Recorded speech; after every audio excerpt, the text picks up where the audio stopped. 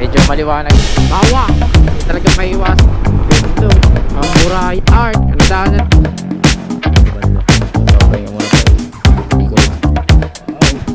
Top. Wow. Ay, mano yan? Nakatakot. Welcome mong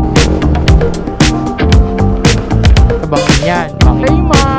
Dito na pa natin yung mga ilang minutes natin na straight ahead. Gusto natin mga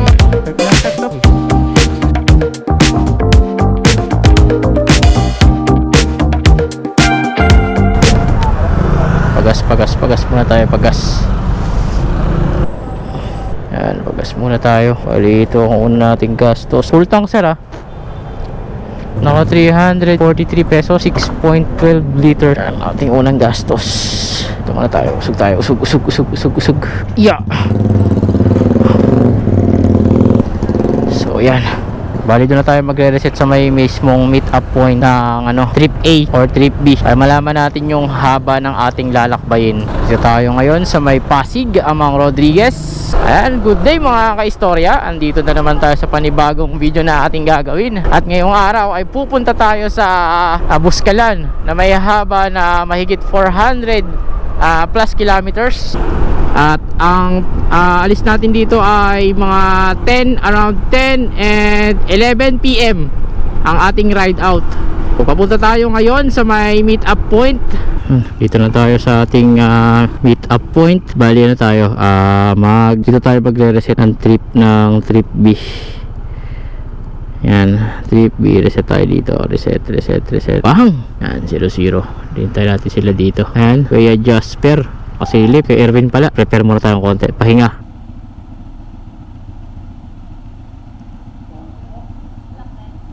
Mga ka-istorya, paalis na tayo ngayon. Meron tayong ilan tayo? 1, 2, 3, 4, 5, 6. Apat na PCX, isang Honda Click at saka isang ADB. Paalis na tayo. Let's go. Ingat sa atin mga ka-istorya. Meron tayong odd stop. 3 odd stop. Ang una naming odd stop ay sa may Pampanga ba to? Pangasinan. Ang pangalawang odd stop namin ay sa Skyline View Deck ba tawag doon? Bandang along Ilocos Sur. Tapos ang pangatlong stop over namin ay sa Buskalan. EDSA tayo, EDSA. Woo!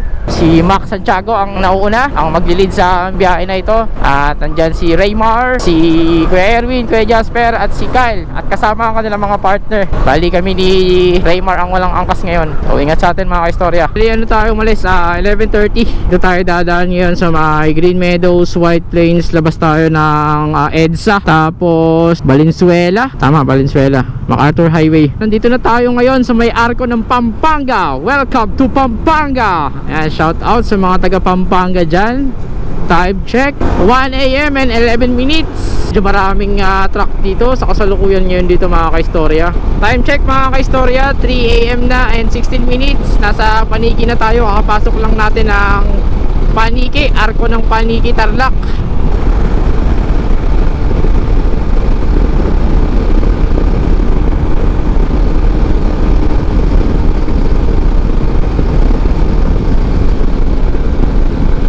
Dito na yung second gas natin, 283 5 liters. Naka 5 liters tayo, 283 second gas. Pahinga muna tayo dito. Nakaka 183 kilometers. Tapos ilang oras na tayo bumabiyahe?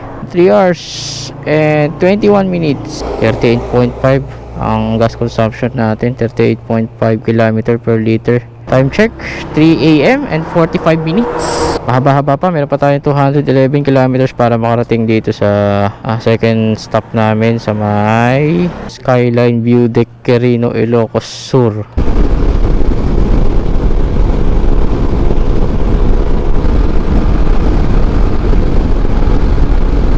Nandito na tayo ngayon mga kaistorya sa La Union, arko ng La Union. Time check 4:40 AM. Mga kaistorya, ito yung papasok sa Cannon Road. Cannon Road dyan, tapos ito Marcos Highway. Mas mahaba to eh. Yung Cannon Road mas maikse pero mas marami siyang ahon.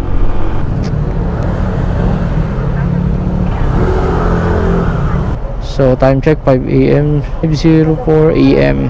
So nakaka 237 kilometers na tayo. Tapos meron na tayong 160 kilometers. Estimated time arrival 3 hours dito sa may Skyline View Deck Quirino, bandang Ilocos Sur. Bali palis na kami dito sa may Santo Tomas, La Union yata to. Kumain muna kami dito at nagpahinga ng konti. Time check 6:05 AM. So balik tayo sa kalsada. Medyo maliwanag na. Bawang. Dito na tayo sa Bawang. Ayan, magandang umaga mga ka-istorya. Salukuyan pa rin tayo bumabiyahe along MacArthur Highway. Paano tayo? Pa Ilocos Sur. Time check 8:17 AM. May mga naging stopover kami kanina kasi medyo naiidlip-idlip na yung iba sa amin, kaya kailangan munang magpahinga ng konti. Hindi talaga maiiwasan yun basta mga ganitong biyahe. Maganda na yung kalsada habang papalapit na tayo sa Ilocos Sur. Welcome sa Balawan. Balawan, Arko ng Balawan. Ganda oh. Amburayan Bridge. Wow, mahaba napakahaba. Ang gandang lawak. Yan, welcome to Ilocos Sur Arc. Nadaanan na natin to pero puro pabalik. Ngayon papapasok tayo. Time check mga ka-istorya 9:15 AM. Papasok na tayo sa may Cadon Diversion Road. Balik kumanda na tayo sa Cadon Diversion Road. Pangatlong gas na natin ito, full tank. Pangatlong gas na natin ito mga ka-istorya. So magkano kaya ang pangatlong gas natin? May natira pang 3 bar, 4.87, almost 5 liters. 350, 4.9 liters. So yan mga ka-istorya. 5 kilometers na lang bago tayo makarating sa Skyline View Deck dito sa may Quirino, Ilocos Sur. Grabe pala yung kalsada dito. Ang tarik. Medyo malapit-lapit na tayo sa view deck. Dadaan tayo dito pa, tapos papahinga, kakain na rin. Then after noon mga ka-istorya, ang next na natin destination na nun, diretso na tayo kay Wangud. Doon kami mag-i-stay ng isang gabi. Tapos kinabukasan doon naman sa Sagada. Napakita ko sa inyo mamaya mga ka-istorya. Sana makakuha natin ng drone. Wow! Ang ganda oh. Woo! Kita nyo mga ka-istorya. Hindi kasi kita eh. Pero ang ganda, nice view. Parang umambun yata dito ah. Okay, ito na kami. Ito na tayo mga ka-istorya sa ating unang ayun o,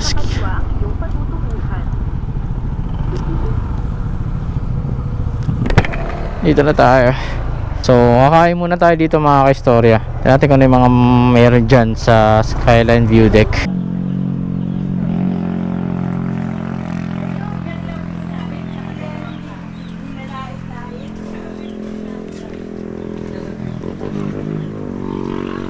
Ito yung Skyline Quirino ng Ilocos Sur. Ayan, dito banda. Kakain muna kami dito. Ayun, bali nandito tayo ngayon mga ka-istorya sa may Quirino. Meron pa tayong 3 hours and 30 minutes at 125 kilometers. Papahinga muna tayo dito. Ito yung dadaanan natin, Quirino. Hindi ka nakita. Quirino, Tadian, Bauco. Dadaanan namin Bontok, Sadangan yan. Puro kurbahan na yan. Bali titikman natin yung Bicol Express dito sa Ilocos Sur. Ilocos Express pala. Bicol Express sa Ilocos Sur. Ayan, mga kasama natin si paring Raymar. Dalawang guys. Ang dalawang lover.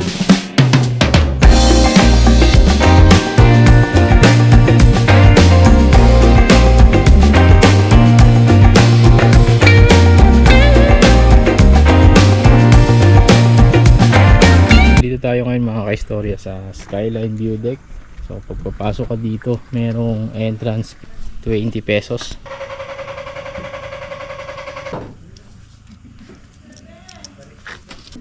Wow, ganda.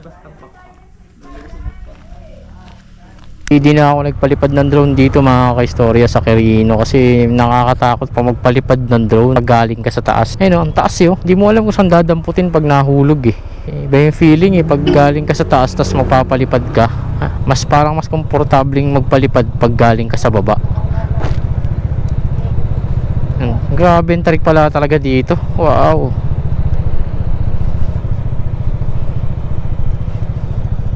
Oh shush, takot naman dito.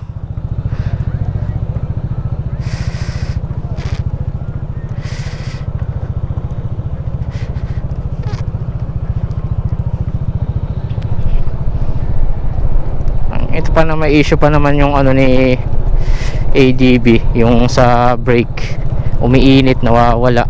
Kaya pitik-pitik ang gagawin natin dito.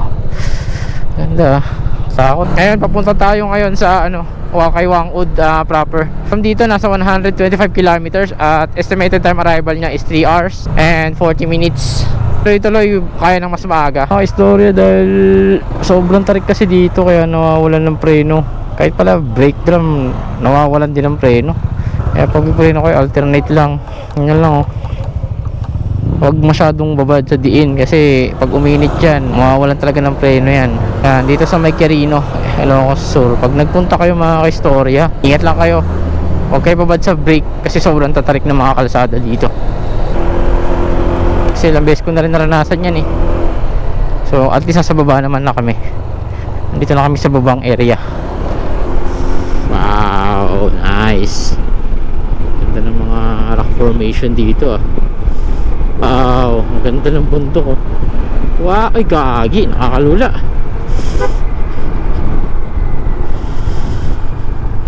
Oh shish. Ganyan yung kalsada dyan. Ingat ha, ingat ha. Baka try nyo na lang muna ano, lakad na lang muna. Mabigat yan. Ay mano yan, madulas. Gagi, madulas. Tabi, tabi, tabi.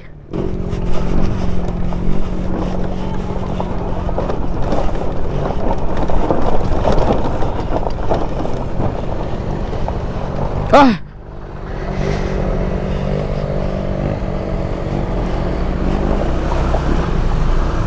Woo! Takot yun ah. Lakasan ng loob pala. Adaan ka dito.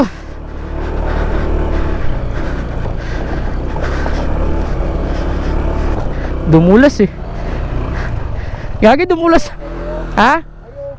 Dumulas ako patagilid. Kaya na ano, dumulas ako patagilid. Pinilit ko na lang, pinagsak ko na dire-diretso. Pag ano na ako, patumba na ako eh. Pag tumba ako nun, diretso ako sa baba nun. So delikado, kinabahan. Pagsak na ako. Kinabahan ako dun ah. Paslide na ako eh. Pag ganun, bumaba ka na sa upuan. Hindi, bumaba na nga ako eh. Eh dumudulas yung likod. Ang ginawa ko, wala, binagsak ko na. Dire-diretso. Ha? Kinabahan ako. Meron pa bang ganun? Putik. Ano ang pinaka-inaasahan kong kakapit na gulong? Saan? Yung pala madulas yung sayo. Sa akin? Oo. Hindi, pumeno kasi ako. Kaya dumulas, eh mabigat yung likod ko. Grabe, muntik na ako umislide dun. Sobrang ano, sobrang bagsak nung elevation niya. Tapos ang bato pa, tapos mga lupa. Ito yung mga to yung putik. Umislide na yung ano eh, yung likod ko sa ano eh, yung gulong ko sa likod. Umi-slide na pababa. Eh, hindi pa naman natin ito masyadong abot. Ayun, inano ko na lang. Tinuloy-tuloy ko na lang pagulungin pababa. Walang choice eh. Pag di ko ginawa yun, bagsak yung motor ko dun. Pati ako bagsak. Mas malaki damage.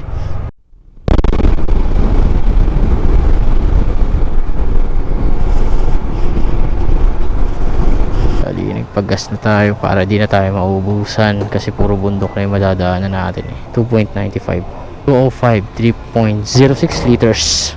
Salamat po.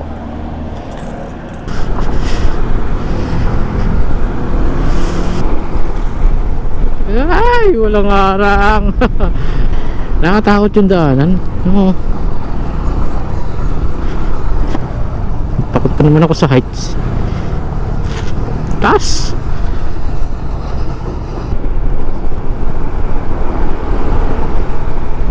Yan, bali mamamalengke muna tayo dito. Yan. Ay, mga isda na bibili dito. Bali 6.9 kilometers na lang tayo at 19 minutes para makarating sa ano, Buskalan. Hamog. Maputik, madulas, mabuhangin, mabaha.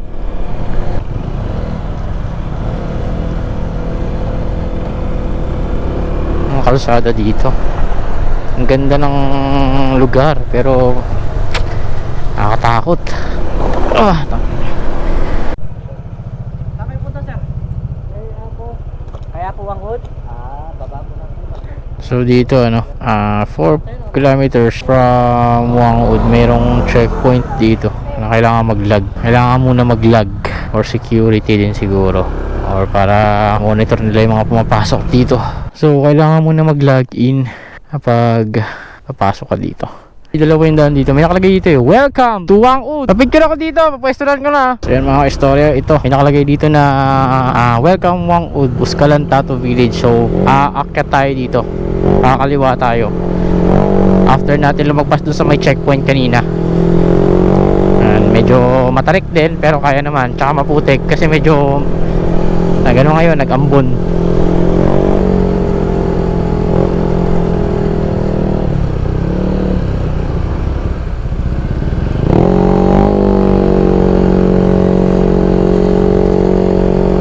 Balisaw-saw.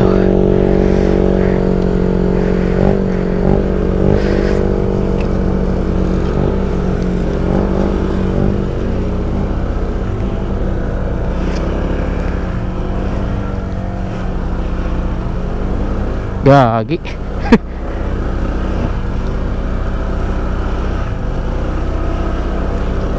Basa kasi. Ingat lang. Dulas yan.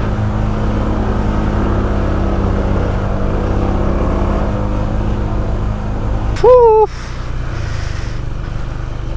Kakatakot to. Tingnan mo yun. Nasa gilid niya. Bangin yan. Bangin yan. Legit yan na bangin yan. Pag nadulas ka dito sa mga putikan, tekta ka dyan. Oh,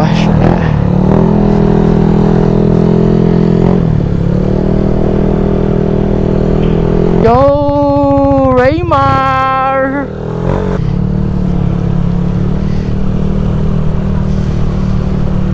Wah, mga mandirigma. Andito na ang mga mandirigma.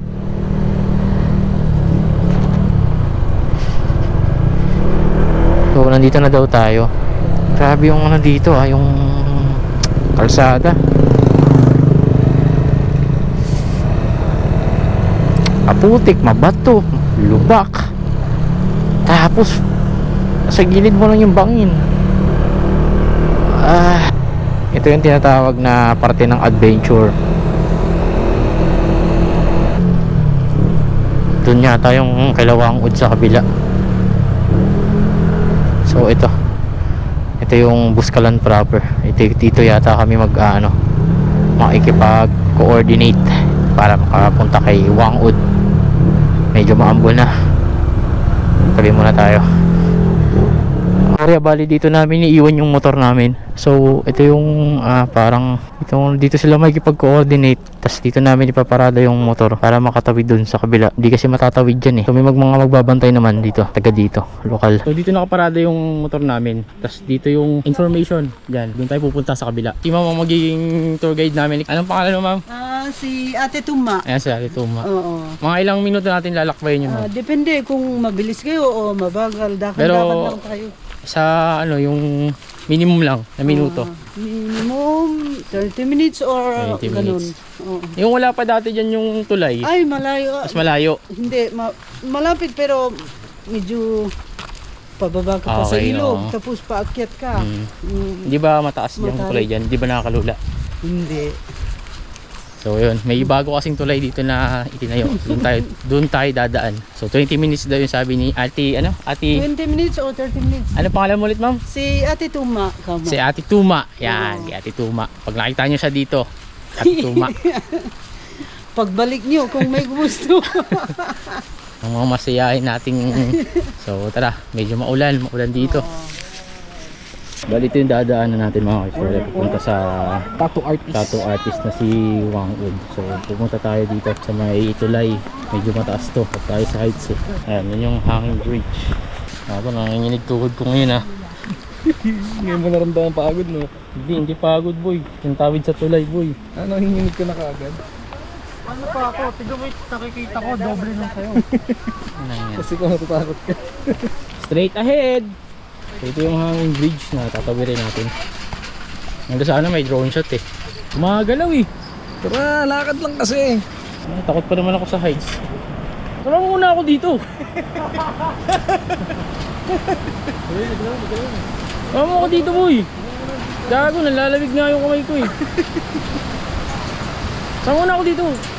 So yun guys, ang tropa nating si Istorya ay natatakot na umaalog-alog na hanging bridge. Medyo kabado guys. Ang sarap ng alog guys. Talaga naman, kinikilig si Istorya. Kaya ka naman sa mga followers mo. Bukas babalik ulit tayo dito pre. Grabe yung taas pre oh. Ano, may kalalagyan ka talaga dyan. Oh, Pia, pigilan muna natin yung paggalaw niya masyado. Masyadong malikot pre. Ayun boy, nakakabahan ako. Bisa na natin para makatawid na tayo. Ang laki na nila makdo. Gilang. Gumagalaw kasi. Gago, di ko kaya yung ganito. Ang inagago, so takot talaga ako sa height. Tang ina mo, bilis-bilis magpatakbo. Tapos eto lang. Tatakot ka. Hoy, wag! Ano yan ha? Murder yan ha, murder! Border. Kinakabahan ako. Namumutla na pre. Hinto muna kaya tayo. Oh, busy na. Hinto muna tayo. Ang inang yan, yung seryoso kasi. Hinto. Dito lang muna tayo. Gago, nagpapawisan na nga ako kahit malamig eh. Hi guys. Tangina. Teka, nahilo ko. Nakasurvive. Yun oh. Nangangatog ako. Nangangatog ang ating bida. Bilis-bilis magpatakbo ng ano nyo. Istorya nyo. Sa hanging bridge lang pala titik mo. Puta, maka-overtake. Lahat, ma-overtakean. Hanging bridge lang hindi. Ilang steps to? 700. Medyo matarik. Legit, huwag di ka sanay sa heights. Tulad ka sa akin. Kapote pa tayo no? Baliktad pala yung ulan nasa loob. Tanggal jacket. Woo! Station 1. Apat pa naman yung suit ko. Dalan niyo yung jacket, ay kaputi. Wala naman na. Apat suit ko boss eh. Umalog talaga yung hanging bridge yan. Naalog po. Kumakalog talaga yun. Ah, safe yun o hindi pag ganun? Safe yun pag kayo tumalog okay lang. Bago lang yun te. Yan. Kaya umalog, puro ano yan eh, yung cabling yung... Kuryente. Wow, ganda oh. Yun yung sinanay ko napagod. Basic. Hindi na pinawisan eh. Basic na eh. Sana yun na yun. Ilang taon ka na, Nay? Kung mamasamin yung tanong ko, ilang taon ka na, Nay? Basic Oh? Parang 40 plus oh. 53 yata. Sa Manila, yung 50 plus. Pag pinakit mo dito, wala. Ilang beses ko umakit isang araw dito? Pag gano? Sa isang araw, ilang beses ko umakit dito? Depende. Pag Pag kailangan. may ka, dun bumababa ka. Wala kang maintenance na no? Wala maintenance, wala. Marami na dito. Lakas no? Ikaw ba tumira dito? Wala kang choice. O wala ba isang bato? Dito na daw kami na, papunta na lang si Nanay Wangod dito. Baliktad na yun. Hindi na po kayo totoo. Bali pag-akit nyo dito mga istorya, meron ditong panibagong registration. Sa baba pala yung information dito yung register. Yun o, tawag na dyan, huy. Arnel! Arnel Ignacio. Arnel takot sa tulay.